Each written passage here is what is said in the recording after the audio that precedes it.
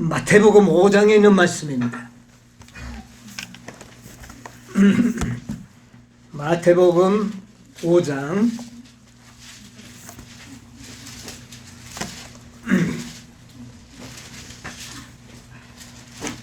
45절부터 제가 보겠습니다. 이같이 한즉 하늘에 계신 너희 아버지의 아들이 되리니 이는 하나님이 그 해를 악인과 선인에게 비치게 하시며 비를 의로운 자와 불의한 자에게 내리우시므라. 48절 그러므로 하늘에 계신 너희 아버지의 온전하신과 같이 너희도 온전하라. 아멘. 아멘.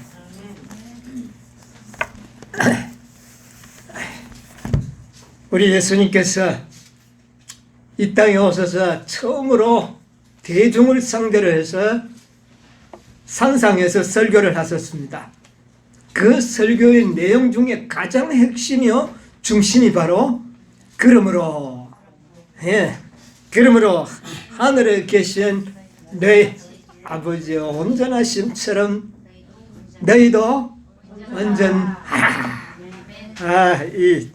옛날에는 이 말씀이 별로 좋게 안 들렸을 때도 있었습니다. 그러나 지금은 이 말이 왜 그렇게 참 감사하고 놀라운 말씀으로 다가오는지요. 그러므로 여러분 이 마태복음 5장이 팔복을 위시해서 얼마나 주옥 같은 말씀들로 가득 채워져 있지 않습니까? 5장에. 그런데 그 결론이 뭡니까? 그러므로 하늘에 계신 너희 아버지의 온전하신 같이 너희도 온전하라. 이게 예수님께서 그냥 한번 지나가는 말로 하신 말씀이 아니라는 것입니다. 옛날에는 제가 이 말씀을 읽을 때 하나님이 얼마나 완전하신지 알지도 못하는데 우리가 하나님을 볼 수도 없고 우리가 하나님을 알지 못하지 않습니까? 얼마나 온전하심인지. 학자들의 이야기를 들어보면 아버지 온전하심은 이거는 위대한 온전함이라서 이것은 우리가 도저히 우리가 그걸 넘봐서는 안 된다는 식으로 그것도 그럴듯해 보이고 그래서 무슨 온전함 해서 우리가 도달하는 온전함은 무언가 아버지의 온전함과는 좀 어때요? 조금 다른 그런 온전함에 우리가 도달할 수는 있겠구나. 그런 생각을 가져본 때도 있었습니다.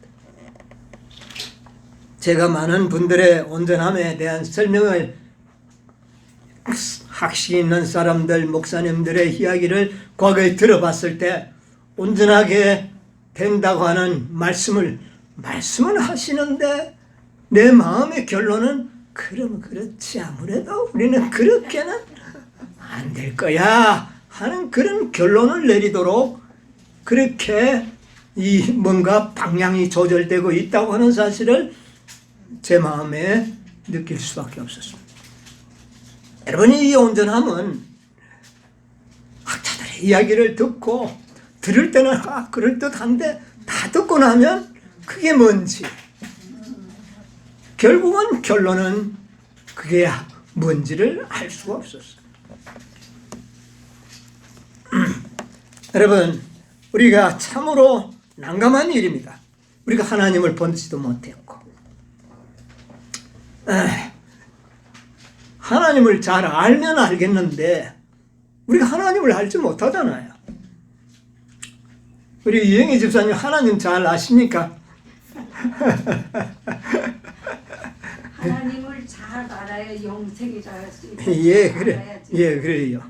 알아야 되기는 되는데 정말 하나님을 우리가 알고 있는지 참으로 난감합니다. 그런데 하나님을 알고 있는 잘 아시는 분이 있다면 그분에게 물어보면 참 좋을 텐데 그렇지 않겠습니까? 네. 없을 것 같아요. 우리는 유영희 집사님이 90이 넘으셨으니까 좀 아시면 좀 물어볼까 했는데 그런데 제가 이 온전함을 연구하면서 느낀 점이요, 많은 목사님들이나 학자들의 이야기를 들어보면 논리적으로는 상당히 우리가 공감할 수 있는 면들이 없지 않아 있어요.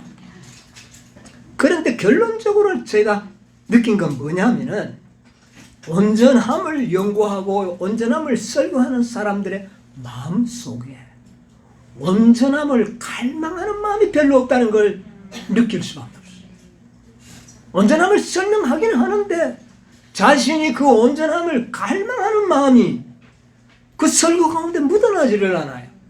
나도 그리스도처럼 되고 우리 아버지처럼 온전하게 되기 위하여 그런 갈망을 가지고 성경을 연구한다면 얼마나 다른 결론이 나올지 않겠는가.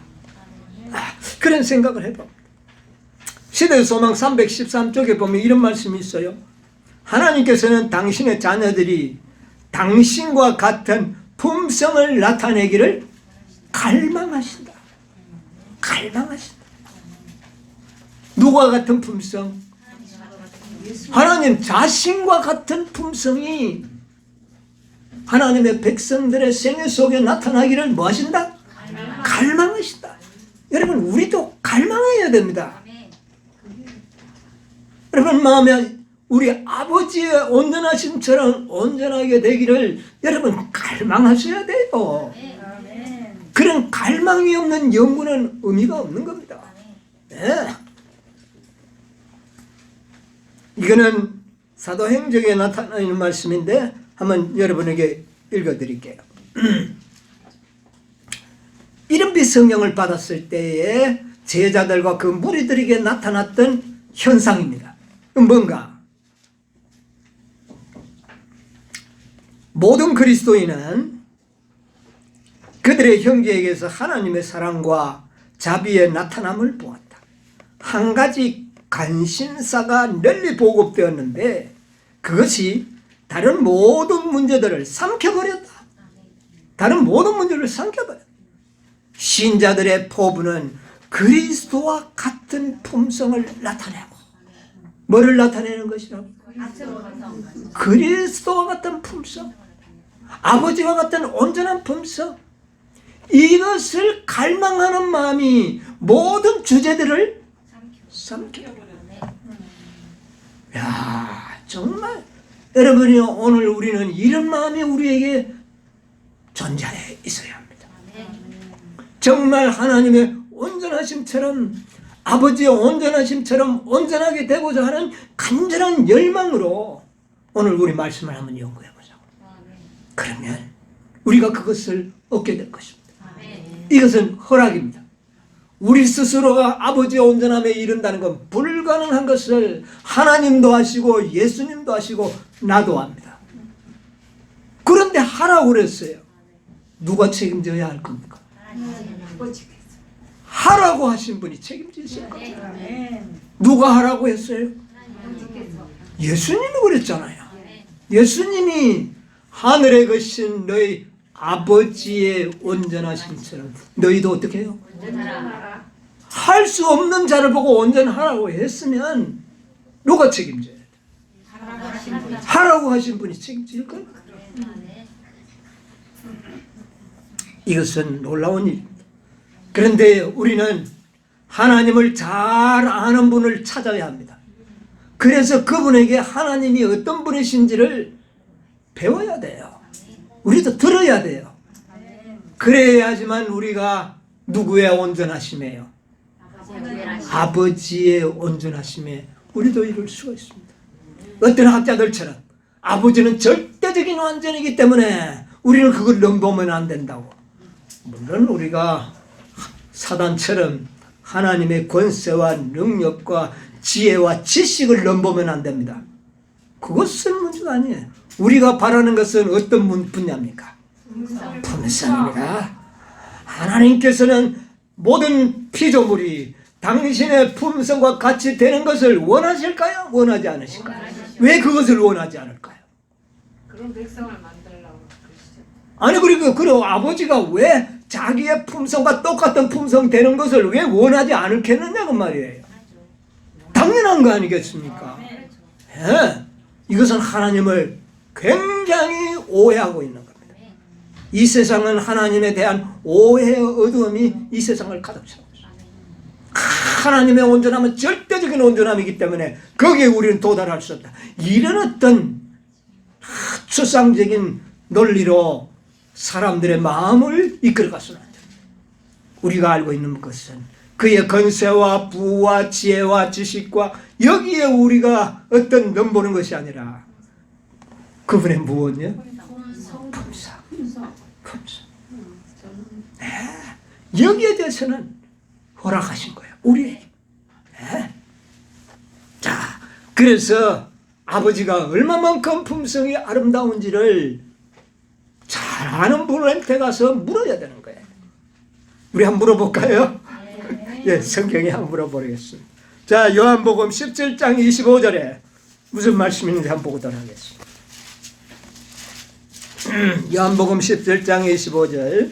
의로우신 아버지여, 세상이 아버지를 알지 못하여도 나는 아버지를 알았었고 저희도 아버지께서 나를 보내신 줄 알았사옵나이다. 우리 예수님께서 말씀하시기를 세상은 아버지를 알지 못하여도 나는요, 예수님은요, 아버지를 알았다. 잘 안다고 그러죠. 그러면 누구한테 물어봐야 돼요? 예수님한테요. 우리 이제 예수님에게 물어봐야 되는 거예요. 아버지가 얼마나 온전하신 분지라. 자, 또 보세요. 마태복음 11장 27절에 이런 말씀이 있습니다. 내 아버지께서 모든 것을 내게 주셨으니 아버지 외에는 아들을 아는 자가 없고 아들과 또 아들의 소원대로 계시를 받은 자 외에는 아버지를 아는 자가 없고. 예, 여기 뭐라고 말씀합니까? 아버지 외에는 누구를요? 아들을 아는 자가 없고. 그러면 아들도 아버지를 안다는 말입니까? 모른다? 아들과 아버지는 알아요. 그런데 누구도 안다고요? 계시를 받는 자. 아들과 아들의 뭐대로? 예, 아들의 소원대로 계시를 받은 자는 누구를 알 수 있을 것이다? 아버지를 알 수 있다. 예, 아버지를 알 수 있는 방법이 여기 나옵니다. 예수님의 소원대로, 예수님의 뜻대로 살기를 원하는 자들은 아버지를 어떻게 해요? 알게 될 것이다. 이런 결론이 나오는 겁니다. 확실하지 않습니까? 예. 자, 이제 예수님은 아버지를 잘 아십니다. 근데 예수님의 소원이 뭔지를 우리가 이제 오늘 좀 배워보겠습니다. 그 소원대로 우리가 믿으면 우리도 누구를 알게 될 것이다? 아버지를 알게 될 것이다. 여러분, 우리가 아버지를 아는 일이 불가능한 일이 아닙니다. 예.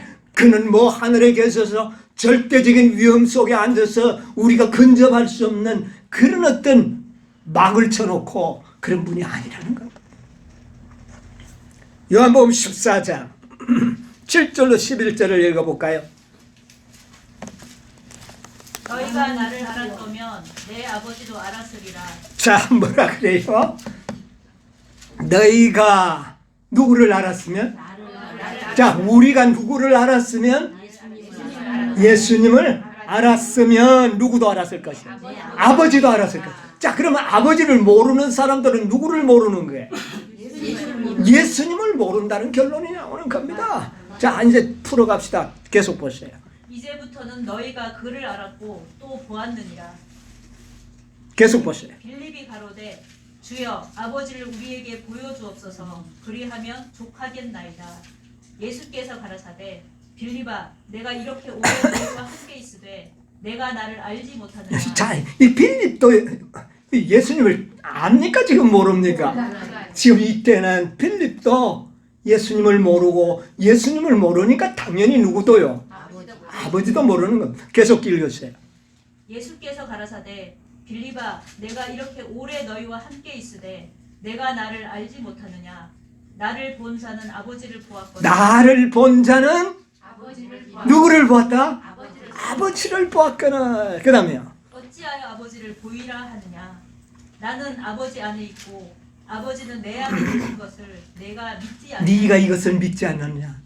내가 너희에게 이르는 말이 스스로 하는 것이 아니라 아버지께서 내 안에 계셔 그의 일을 하시는 것이라. 예, 이게 내 마음대로 하는 말도 아니라는 겁니다.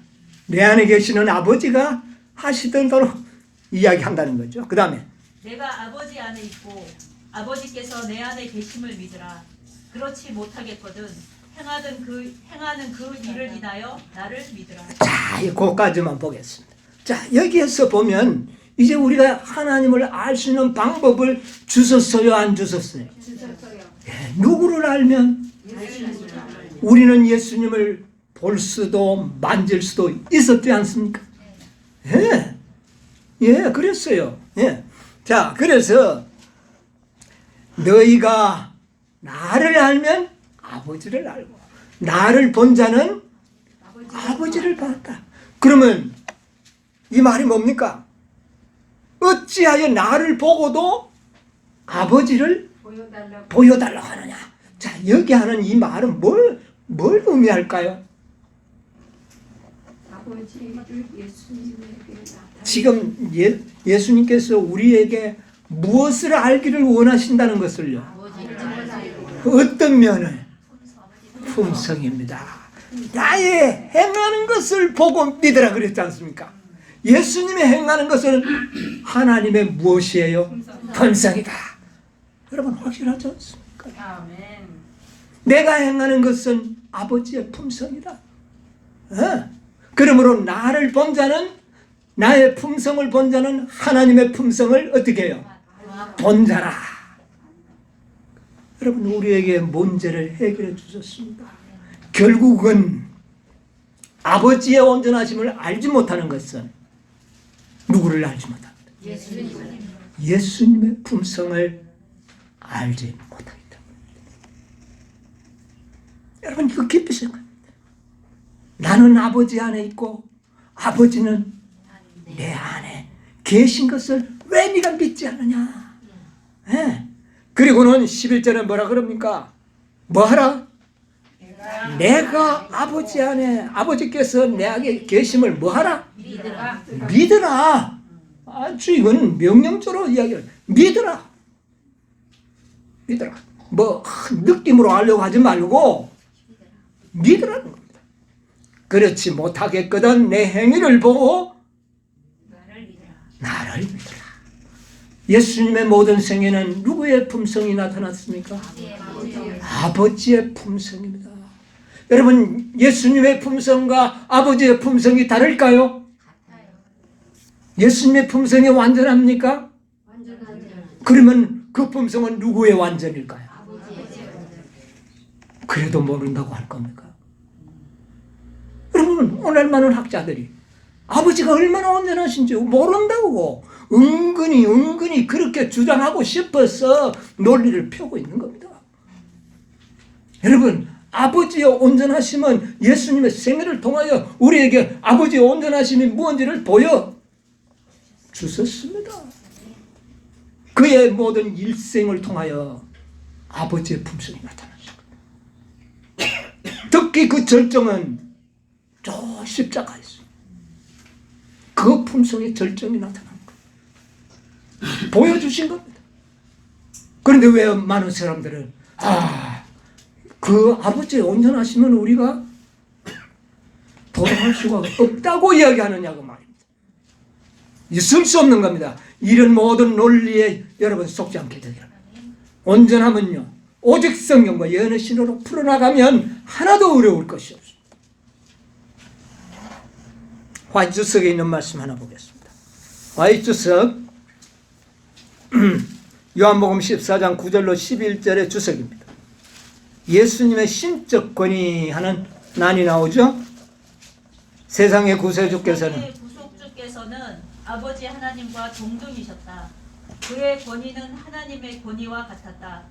그는 아버지 하나님과 다른 본질을 갖고 있지 않다는 것을 선언하셨다. 그분은 분명히 자신의 권위로 말씀하시고 이적을 행하셨지만 그분과 아버지는 하나라고 확언하셨다. 예수님은 입법자로서 하나님의 권위를 행사하셨다. 그의 명령과 결정은 영원하신 보좌의 통치권의 지지를 받으셨다. 아버지 자, 이제 뭐 잘 보세요. 아버지의 뭐는요? 영광아. 그 영광이 뭡니까? 품성. 하나님의 품성은 아들에게서 드러났고 그리스도는 아버지의 품성을 어떻게 해요? 나타내셨다. 그러면 아버지의 온전하신 품성이 누구를 통해 나타난 겁니까? 예수님을 통하여 나타낸 겁니다. 이거 잘 기억하세요. 계속 읽어주실래요? 그분은 하나님과 아주 완전히 연합하고 있었고 예, 완전히 연합되어 있었다. 그다음 하나님을 두르고 있는 빛 가운데 완전히 안겨 있었기 때문에 아들을 본 사람은 아버지를 본 아버지를 본 겁니다.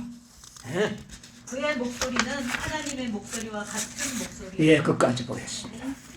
여러분, 예수님의 완전은 하나님의 온전하심을 드러낸 겁니다. 애매모호한 것이 아니죠. 이것은 확실한 것입니다. 애매모호하지가 않습니다. 자, 이것은요, 화이트서 히브리 2장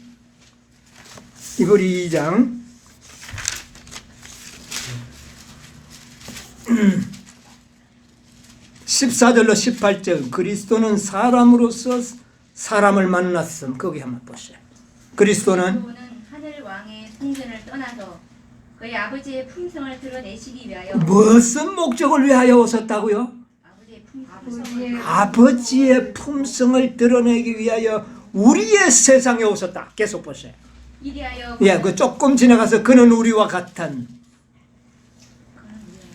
조금 지나가면 그는 우리와 같은. 그는 우리와 같은 인성을 입으시고 무슨 인성을요? 우리와 다른 같은 인성을 입으시고 힘없는 어린 아기로 세상에 오셨다. 자녀들은 혈육에 함께 속하였음에 그도 또한 한 모양으로 혈육에 속하셨다. 그는 천사의 모습으로 오실 수가 없었다. 이는 그가 만약 사람으로서 사람을 만나지 않으면 만약 그는 인간과 다른 사람으로 모습으로 오셨다면 사람을 만나실 수가 없었어요. 완전히 않으시고 어떻게 해요? 하나님의 능력이 우리에게 주어지는 것과 같은 방법으로 그분에게도 주어진다는 것을 하나님과 연합함으로 증명해 보이지 않으면 그는 우리들의 완전한 모본이 될 수가 없으셨기 그는 우리들의 뭐가요? 완전한 모본이다. 여기도 뭐가 나옵니까? 성육신의 일체. 사람으로 썼다. 동일한 인성으로 썼다. 그래야만이 우리의 뭐가 된다? 완전한 모본이 된다고 여기에 설명을 하고 있습니다. 자, 그러므로 이제 보세요. 예수님을 본 자는 아버지를 보았는데 예수님은 우리와 다른 인성으로 오셨다고 예수님을 보고 있는 사람들은 누구의 온전함도 오해하고 있을까요? 아버지의 온전함도 오해할 수밖에 없는 겁니다. 그러므로 성육신이 중요하나요? 아주 중요한 것입니다. 우리와 동일한 육체가 아닌 그런 예수님으로 만들어버리면 아버지의 온전함은 우리가 도달할 수 없는 뭐가 되어버려요? 온전함이 되니. 그래서 그들은 할 수 없다는 거예요. 할 수 없는 이유는 뭐 때문입니까? 아버지의 온전함을 몰랐습니까? 누구를 몰랐습니까? 예수를 몰라서 그렇게 된 것입니다. 나를 알았다면 누구를 알았을 것이요? 아버지를 알았다 그 말입니다. 오늘날 이 세상 사람들이 예수를 모르고 있는 겁니다. 그러므로 결론적으로 누구의 온전함을요? 아버지의 온전함을 모르고 있는 겁니다. 자, 아까 우리가 마태복음 11장에 보니까 아들의 소원대로 계시를 받은 자는 누구를 알 것이다? 아버지를 안다고 그랬잖아요. 자, 그러면 아들의 소원이 무엇인지를 한번 우리 찾아봅시다. 그러면 그 소원대로 우리도 믿으면 우리도 누구를 알 수 있을까요? 아버지를 알 수 있는 겁니다. 자, 우리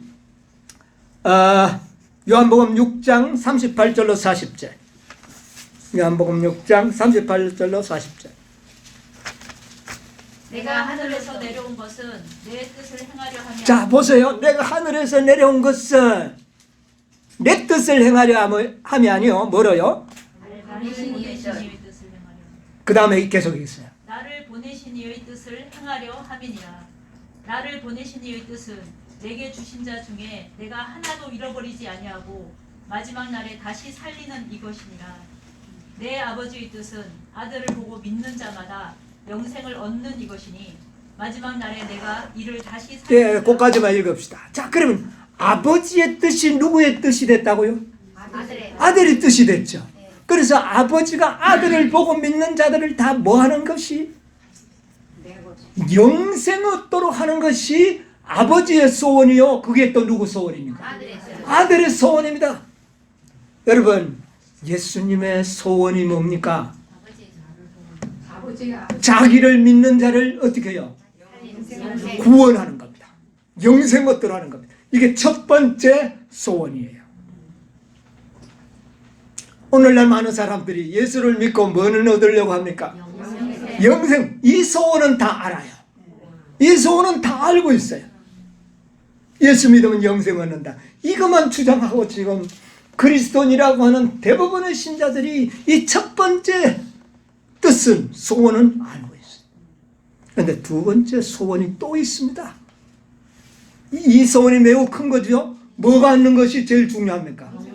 영생이 보장되어야 합니다. 그렇죠? 네. 우리가 영생의 조건이 뭡니까? 아들을 보고 뭐 하는 자? 믿으면 영생을 얻으리라. 여러분, 이 진리가 이거는 하나의 토대입니다. 예, 뭐 여기 이 토대를 없애버리고 오늘날 많은 사람들이요, 이 토대를 자꾸 없애려고 그래요. 완전해서 구원 얻도록 이렇게 만들면 토대가 무너지는 겁니다. 구원은 무엇으로 얻어요? 믿음으로 얻는 겁니다. 온전하게 되는 건 뭡니까 그러면? 믿음으로 물론 믿음으로 되는데 구원 얻으면 됐지 왜 온전해야 됩니까? 아버지 온전한 거죠. 네, 물론 그렇죠. 그런데 그러니까 우리가 어리석은 자가 되니까 구원 얻으면 되는데 말라고 아버지 온전함까지 따라가려고 하니까 그거는 저 다른 사람이 하도록 내두고 우리는 뭐만 하면 되는데 믿기만 하면 되는데 이것이 오늘 모든 그리스도인들의 얄팍한 생각들입니다. 자, 아버지의 뜻이 또 하나 있습니다. 예수님의 뜻이 또 하나 있다고요. 그 뜻을 우리가 연구해야 되는 겁니다. 자, 이제 그 뜻이 뭔가 보겠습니다. 히브리서 10장 7절로 10절에 있는 말씀을 한번 우리 이에 보도록 내가 하겠습니다. 말하기를 하나님이여 보시옵소서 두루마리 책에 나를 가리켜 기록한 것과 같이 하나님의 뜻을 행하려. 자, 예수님께서는 뭐를 행하려 왔다고요? 하나님의 뜻을 행하려 내가 이 세상에 왔나이다. 아까는 그 뜻이 하나가 믿는 자는 다 뭐 하는 겁니까? 영생 얻는 겁니다. 예, 이 뜻 말고 또 하나의 뜻이 있어요. 자, 그 다음에 말씀. 위에 말씀하시기를 제사와 예물과 전체로 번제함과 속죄제는 원치도 아니하고 기뻐하지도 아니하신다 하셨고 그 후에 말씀하시기를 보시옵소서 내가 하나님의 뜻을 그 후에 예수님이 이제 제물로 드려진 이후에 말입니다. 예수님의 두 가지의 사명이 나타나죠. 양으로서의 죽음이 있은 이후에 내가 또 하나님의 뜻을 행하려 왔나이다. 자, 읽었어요. 그 첫 것을 폐하심은 둘째 것을 세우려 하심이니라. 이 뜻을 쫓아 예수 그리스도의 몸을 단번에 들이심으로 말미암아 우리가 거룩함을 자, 우리가 믿음으로 다 거룩함을 얻었죠? 예, 그 다음에 계속 보세요. 14절. 제사장마다 매일 서서 섬기며 자주 같은 제사를 드리되 아니요. 10절하고 그 다음에 14절로 보세요. 좀 저가 한 제물로 거룩하게 된 자들. 자 보세요. 한 제물로 뭐하게 된 자? 거룩하게 된 자들을 어떻게 해요? 영원히 온전케 하소서. 영원히 온전케 하셨느니라. 그러면 예수님의 뜻이 또 하나가 있는데 뭡니까 그게? 거룩하게 된 자를 영원히 어떻게 해요? 온전하게 만드는 것이 누구의 뜻이라? 그것이 하나님의 뜻이요 예수님의 뜻이라는 겁니다. 그 일을 행하기 위하여 내가 어떻게 해요? 왔나이다. 이제 십자가에 죽으신 이후에는 또 다른 이 뜻을 이루기 위하여 예수님은 사업을 시작하신 것입니다. 이제 무슨 말인지 분명히 아주 선명하게 나타나죠. 우리를 영생 얻도록 하는 그 일을 위하여 십자가에 단번에 죽으시고 난 이후에 또 다른 것을 세우려고 했는데 그것은 뭐냐? 거룩하게 구원받은 자들을 영원히 온전케 하는 것. 영원히 온전케 하는 것. 이게 누구의 뜻이라고요? 아버지의 뜻이요 예수님. 그 뜻을 행하려 왔나이다.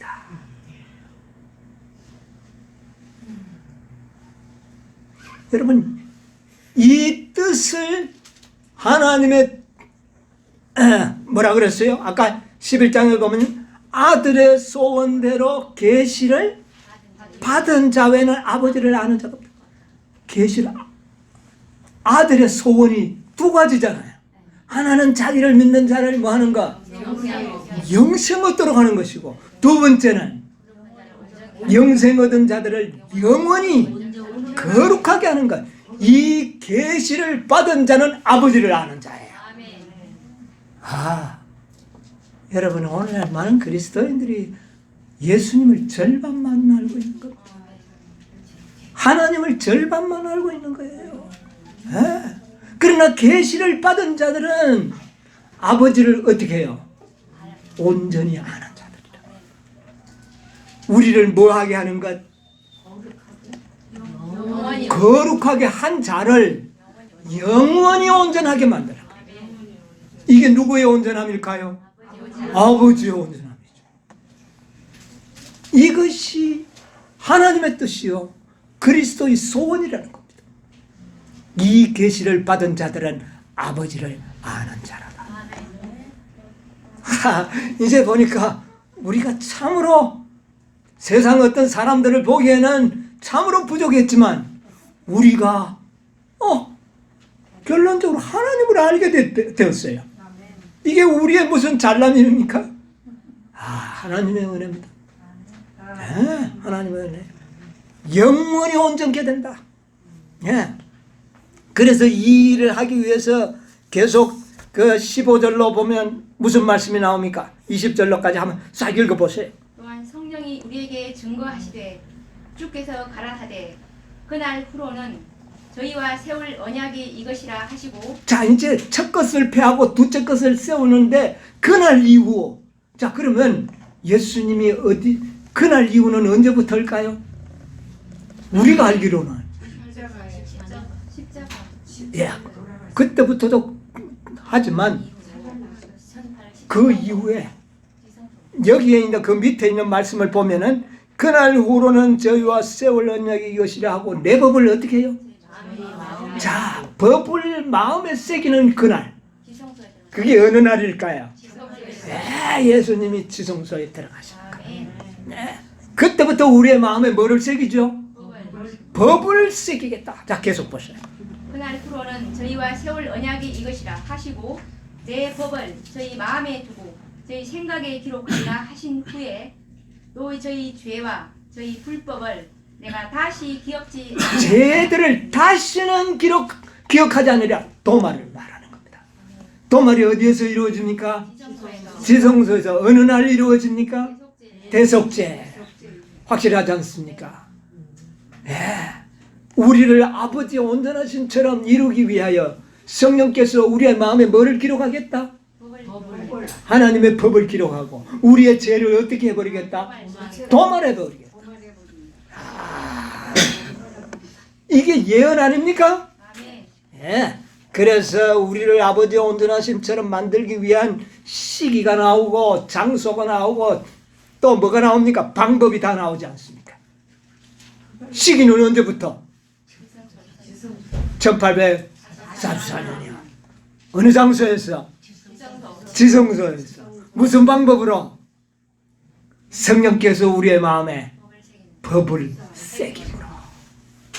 성령께서 그 법을 새겨 완전히 변화시키겠다는 것.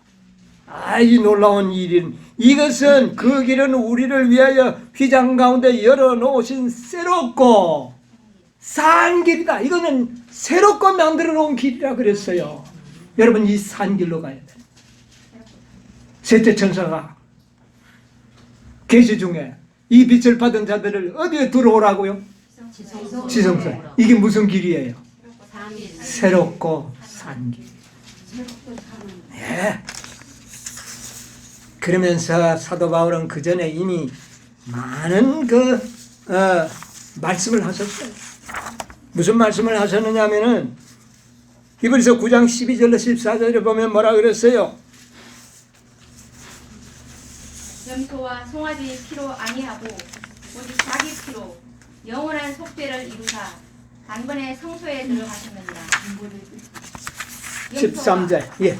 성소의 피와 및 암송아지 죄로 부정한 자에게 뿌려 그 육체를 정결케 하여 거룩케 하거든 하물며 영원하신 성령으로 말미암아 흠 없는 자기를 하나님께 드린 그리스도의 피가 어찌 너희 양심으로 죽은 행실에서 깨끗하게 하고 살아계신 하나님을 섬기게 못하겠느뇨. 예고까지야. 옛날에 짐승의 피도 우리의 죄를 다 용서하고 해서 우리가 영생 얻었지 않느냐 그 말이에요. 그랬거든. 하물며 이제는 누구의 피가?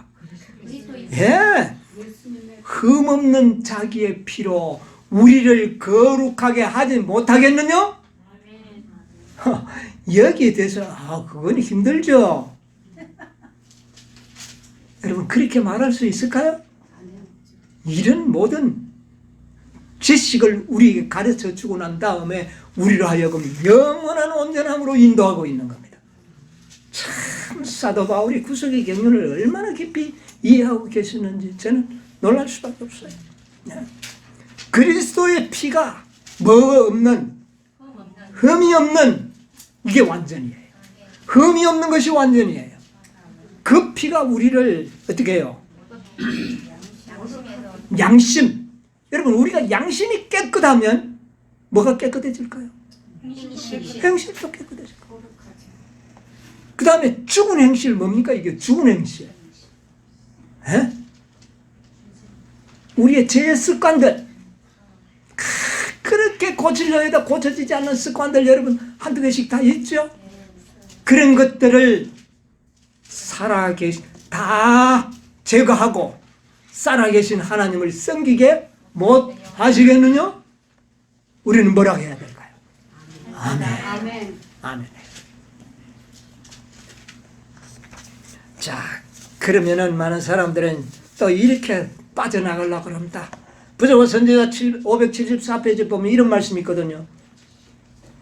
하나님께서는 당신의 영역에서 완전하신 것처럼 우리는 우리의 영역에서 완전해. 그래 하나님의 영역과 우리의 영역은 다르다고 여러 개 또 빠져나가려고 그러면 이렇게 빠져나가려고 그래요. 기가 찰 이랍니다. 자, 하나님의 영역이 있습니다. 물론 그 다음에 우리의 영역이 있어요. 그런데 그 영역이 무엇을 의미하는지를 우리 한번 연구해보자. 무조건 이 말만 보면은 하나님처럼 될 수 없어. 우리의 권세와 능력과 지혜와 지식이 하나님처럼 될 수 있나요? 그것은 그분의 영역이에요.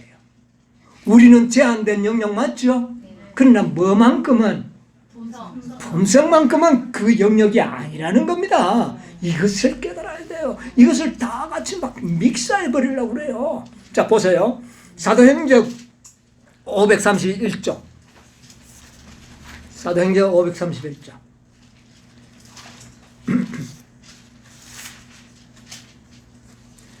아무도 자신의 영역에서 아무도 자신의 영역에서 그리스도인의 품성의 완성에 도달하기에 실패할 필요가 여기에 뭐라고 말합니까? 우리의 영역이 분명히 있죠. 그런데 우리의 영역에서 그리스도인의 품성의 완성에 도달하는 일에 실패할 필요가 있다 없다? 없다. 자, 지금까지 우리가 공부한 바에 의하면 그리스도의 품성의 완전과 아버지의 품성의 완전은 어떻습니까? 같은 겁니까? 레벨이 다른 겁니까? 이게 같다는 겁니다. 이게 그러면 우리도 예수님의 품성의 완성에 도달할 실패할 필요가 없다면 품성만큼은 누구와 같이 될 수 있다는 거예요. 그러므로 우리의 영역 핑계 대지 마십시오. 분명합니까? 안 합니까? 예. 도달하기에 실패할 필요가 없다. 그 다음 읽으세요. 그리스도의 희생으로 말미암아 신자가 생명과 경건에 속한 모든 것을 받을 수 있는 준비가 이루어졌다. 예, 뭐 우리가 영생, 생명과 품성에 관한 것은 다 받을 수 있는 준비가 어떻게 해요? 이루어졌다. 절대로 품성면은 우리의 영역과 하나님의 영역이 다른 것이 아닙니다. 무슨 말인지 아세요? 예, 자 계속 보세요. 하나님께서는 우리에게 완전의 표준에 도달하라고 초청하시고 예, 우리를 완전의 표준에 도달하라고. 우리 앞에 그리스도의 품성의 모본을 두신다. 끊임없이 죄악을 저항하는 생애로 온전하여진 인성을 쓰신 구주께서는 신성과의 협력을 통하여 인간이 이 세상에서라도 품성의 완전에 도달할 수 있음을 보여주셨다. 참 뭐라고 이야기하고 있습니까? 예. 자, 하나님께서 우리를 어디에 도달하라고요? 완성에 도달하라고 초청하시고 우리 앞에 어떤 모본을 두셨다? 그리스도의 품성을 모본으로 두셨다. 그리스도의 품성은 누구의 품성과 같은 겁니까? 아버지의 품성과 같은 겁니다. 품성이 다르지 않습니다. 개성은 물론 다를 수 있죠. 그렇죠. 사람마다 뭐가 달라요? 개성이 있습니다. 품성이 개성이 똑같다 그런 말이 아닙니다. 완전을 오해하면 안 됩니다. 네. 자, 그래서 그리스도의 품성에 모본을 두신다. 그리고 이 세상에서도 품성 완성에 도달할 수 있음을 보여주셨다. 기가 찰 진리 아닙니까? 우리의 영역을 비난하지 마십시오. 결코 우리의 영역은 그런데 사용할 영역이 아닙니다. 어떤 영역입니까? 그것은 우리의 영역은 물론 하나님의 영역인 권세, 능력, 지혜, 지식 여기는 우리가 그 도달할 수가 없어요. 그러나 무엇은 품성을 구별하실 줄 아는 영적인 식별이 필요한 겁니다. 자, 그 다음에 또 이런 말씀을 갖다 댑니다. 가룟부분 기별 1권 337쪽에 보면 이런 말씀이 있거든요. 자, 이건 제가 읽을게요. 우리들은 하나님께서 당신의 영역 안에서 거룩하신 같이 우리들 자신의 영역에서 우리들의 제한된 능력으로 거룩하게 되어야 한다. 무슨 능력으로? 제한된. 아이고, 우리는 안 되는구나. 얼핏 보면 그래요. 그런데 뭐가 제한된 겁니까? 예, 뭐 그것도 맞을 수 있습니다. 능력이 있지 않습니까? 예, 제한된 능력으로 그랬잖아요. 우리의 능력은 제한되어 있어요. 예, 능력이 제한되어 있습니다. 그런데 거룩해야 돼. 그 다음에 곧 지나가 보면 밀초로 인장을 찍는 것처럼 영혼은 하나님의 영의 인을 받게 되며 그리스도의 형상을 나타나게 된다. 제한된 능력이지만 누구처럼 될 수 있다? 여러분, 우리가 예수님도 자신의 품성을 개발하는 일에 있어서 제한된 인간의 능력만 사용하셨습니다. 무한한 능력을 자기 품성 개발에 사용하지 않으셨다. 기억하십니까? 네. 신성의 능력을 아무데나 자기 개인을 위하여 쓰지 않으셨다고 하는 분명한 기록이 나와 있지 않습니까? 그래서 이 제한된 능력이라는 말에 막 도매금으로 아이고 엄마 안 된다. 절대로 우리가 말씀을 자세히 봐야 돼요. 자, 그 다음에 이것은 리버앤드 헤랄드 1892년 11월 11일자 아들과 딸 115페이지 기도력이 나오는 말씀. 여기도 그 말씀이 있어요. 우리들은 하나님께서 당신의 영역에서 거룩하신 것처럼 우리들 자신의 영역 안에서 우리들의 제한된 능력으로 거룩해야 된다. 아, 이거 제한된 능력. 요게 그냥 딱 맞춰가지고, 아, 그러면 그렇지. 우리는 안 돼. 뭔가 다른 차원의 온전함 밖에 우리는 갈 수 없어. 이렇게 되는 겁니다. 여러분, 이게 아니라는 거예요. 왜 아닌가? 우리는 제한된 능력이에요. 분명히 제한되어 있습니다. 우리의 능력이 무한하지 않습니다. 그런데 중요한 것은 시대 소망 671페이지 하나님께서 이런 말씀을 우리에게 공개해 주시고 찾아서 깨닫게 해주신 성령님께 여러분 감사해야 됩니다. 예. 671쪽 죄는 신성의 제3의 강력한 작용을 통하여만 찾았나요? 시대소망 671쪽 죄는 신성의 제3위의 강력한 작용을 통해서만 물리칠 수 있고 이겨낼 수 있으며 그분은 제한된 능력을 가지고 오는 것이 아니라 우리 자, 요 중요한 말씀 다시 한번 되새겨 나와. 그분은 성령은 그분은 이 땅에 오실 때 어떤 능력으로 오셨다고요? 제한된 능력으로 오셨다고요? 아니라 제한이 없는 능력을 가지고 이 땅에 오셨다. 누구를 도와주려고요? 제한된 능력을 가지고 있는 우리를 도우시기 위하여 우리 주님께서는 어떤 능력자를요? 무제한의 능력을 가지고 계신 성령을 우리에게 보내셔서 우리를 돕게 하십니다. 그러면 우리가 제한된 능력을 한탄만 할 겁니까? 누구 도움을 받으면 되는데요? 성령의 도움을 받으라는 겁니다. 여기 해답이 정확하게 나왔죠? 자, 다시 한번 읽으세요.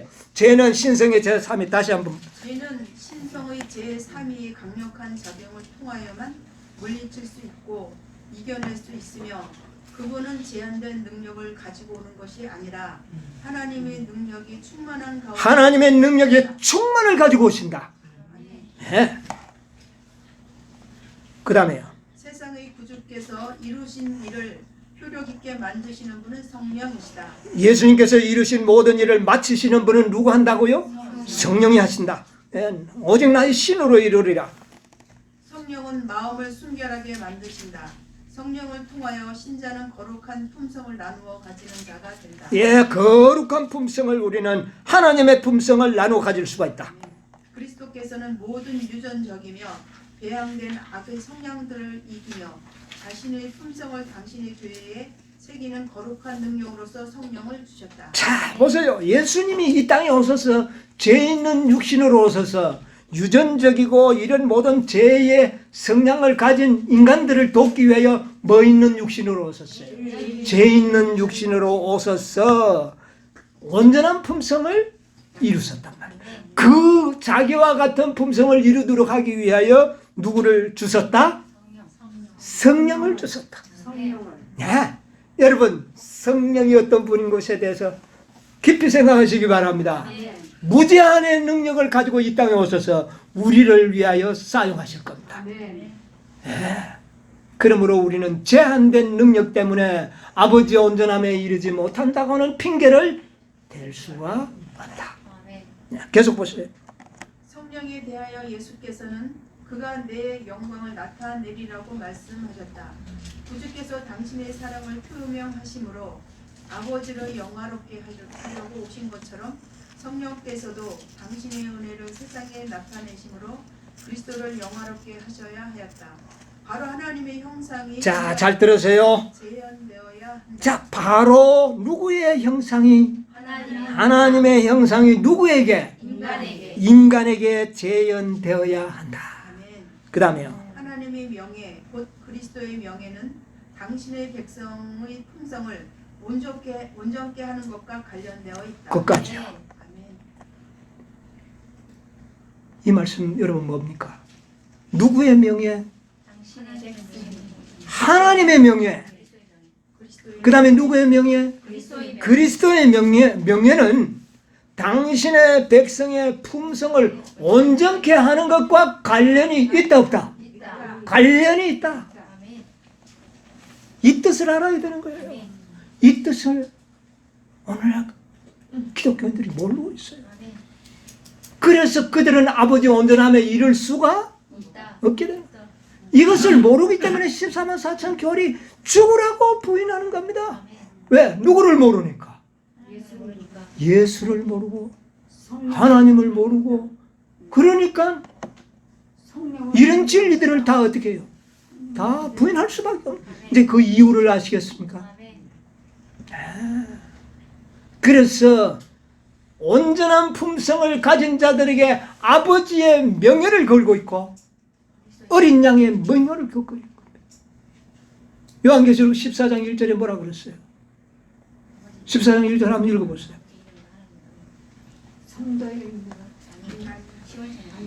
내가 보니 어린 양이 시온산에 섰고 그와 함께 14만 4천이 섰는데 그 이마에 어린 양의 이름과 그 아버지의 이름을 쓴 것이 있도다. 예. 뭐가 있다고요? 아버지의 명예와 어린 양의 명예를 맨 자들이 바로 14만 4천입니다. 이야, 정말 아름다운 진리가 우리에게 공개되고 있습니다. 여러분, 이것은 계시입니다. 계시예요. 네. 자, 그래서 우리 시대소망 762쪽에 있는 말씀 여러분 기억하시죠? 율법은 의적으로운 생의 완전한 품성을 요구하지만, 예? 우리 인류는 그 요구에 어떻게 해요? 맺을 수 없다. 제한된 능력이에요, 우린 진짜. 그러나 누가 오셔서? 그리스도께서 오셔서 성령과 연합하여 이 일을 어떻게 해요? 이루신 겁니다. 그래서 개발하셨다는 거예요. 개발하신 겁니다. 성령을 통하여 우리도 그렇게 될 수 있다. 예수님께서는 먼저 그 품성을 만드셔서 우리에게 뭐로 주신다? 선물로 주신다. 그것을 선물로 받은 자들은 이런 계시를 깨닫게 되는 겁니다. 이 선물을 안 받으면 이 계시를 깨달을 수가 없어요. 우리가 뭐 잘나서 이렇게 하는 건 줄 알고 우리가 이 선물을 어떻게 했습니까? 받았잖아요. 기뻐서 막 남이 욕을 하든 말하든 조롱하든 말든 우리는 온전한 품성을 우리는 선물로 받았다. 그래서 계시를 보여줄 겁니다. 예, 계시를 보여줄 겁니다. 성령께서 하나님의 속성을 우리에게 막 불어넣은 겁니다. 제한되지 않은 능력으로 불어넣는 거예요. 그래서 우리를 변화시킨 겁니다. 놀라운 역사가 일어날 겁니다. 아직은 아닙니다. 예, 아직은 아닙니다. 그러나 그날은 분명히 올 것입니다. 온 땅이 그의 영광으로 아주 환하게 나타내고 이 세상 6천년 역사 중에 한 번도 볼 수 없었던 놀라운 영광이 이 땅에 나타나게 될 것입니다. 누구를 통하여? 일어나라, 빛을 발하라. 내 빛이 내게 어떻게 해요? 이르렀고 마지막 남은 무리들에게 이 빛이 이르렀고 그들이 빛이 되는 겁니다. 예. 태초의 빛이 있었던 것이 마지막 빛은 14만 4천을 통하여 하나님의 빛이 나타나 버릴 것입니다. 그러므로 이 세상 재창조의 역사가 이제 비로소 완성이 되는 겁니다.